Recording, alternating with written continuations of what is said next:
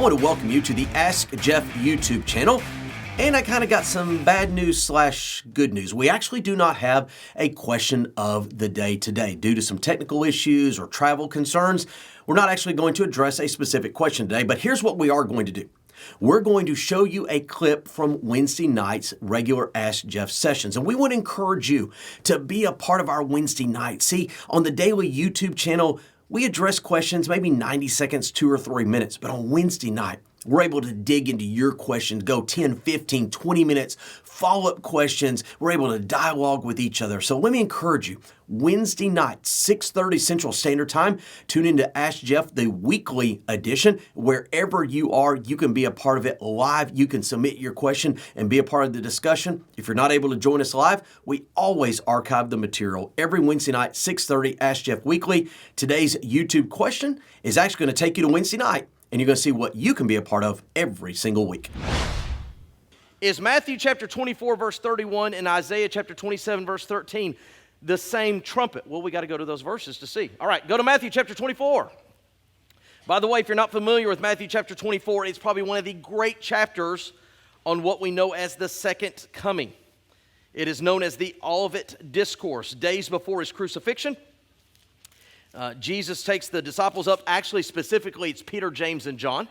The big three, the pillars, as Paul called them, get insight into end-time events. They ask about the destruction of the temple. Jesus begins, says, oh, there's going to be great deception. You know, people rising up, the day of destruction, all these different things. But I'm going to begin in verse 27 of Matthew chapter 24. Give it a little context here. It's for as lightning cometh out of the east and shines unto the west, so shall the coming of the Son of Man be. For wheresoever the carcass is, there the eagles will be gathered together. Immediately after the tribulation of those days shall the sun be darkened, the moon shall not give her light, the stars shall fall from heaven, and the powers of the heavens shall be shaken. Then shall appear the sign of the Son of Man in heaven.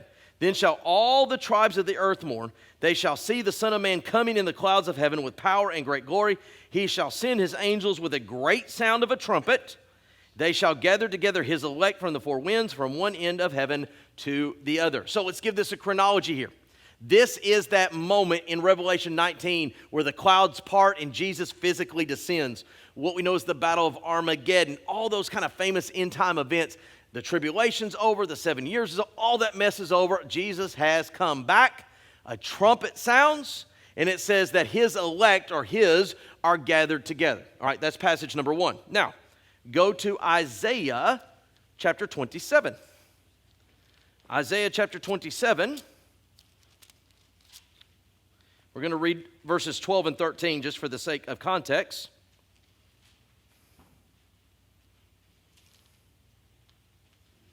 It says, and it shall come to pass in that day, this is verse 12, that the Lord shall beat off from the channel of the river unto the stream of Egypt, and shall be gathered one by one, O ye children of Israel.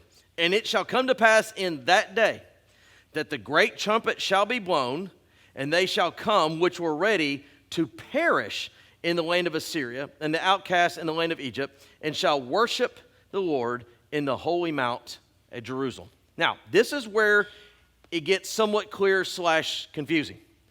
Because when they come, per verse 13, when they come and gather to worship in that holy mount, that's what takes place during that reign of Christ, okay? The trump we read about in Matthew chapter 24 talks about gathering them together. However, in verse 12 and 13, this trump, though it talks about people worshiping in Jerusalem, it also refers to others as well. Now, here's what I want to say when it comes to trumpet. I'm going to go full circle tonight because we're coming to a close. We began with a question regarding chronology, second coming, possibilities. Remember, lots of vagueness even in the midst of some specifics, okay? We're going to end basically in the same subject matter. There are a whole bunch of trumpets that sound in the end days. A bunch of them. You see a passage in Isaiah, just read, trumpet sound, people gathered up to worship. Trumpet sound in Matthew 24, people gathered up unto the Lord. When you get to Revelation, it talks about 7 trumpets that are sounded. That famous quote, rapture event, it says, with the trump of the Lord, with the great trumpet, it shall occur. There are a whole lot of these. Here's what I want to end on tonight. There are times, just like these two passages, where it is really hard to differentiate, is this trumpet referring to that event, or is it referring to this one? Is it the same? Is it different? Allow me, minus the trumpets, just to kind of give you a brief chronology of what these two passages are saying, and then we'll close. There is coming a time in the future where there will be what we read in Daniel chapter 9, this great 7-year tribulational period. At the end thereof, okay, it says that the Lord parts the clouds and he descends. When he descends, it says all the armies of the Lord are with him. That means everybody, including you and me, who's ever believed upon him and in him is with him. We've been gathered together with him. When we come with him, he judges those who fight against them. When he judges them, and according to Matthew chapter 25, sends them to the lake of fire, he then establishes his kingdom where we reign with him on the earth. Now, I described that to you without any trumpets being utilized because there are places like these two passages where, is it different? Is it the same? It's kind of hard to tell. Honestly, there's about 20 different trumpets that sound at some point in all the end time events.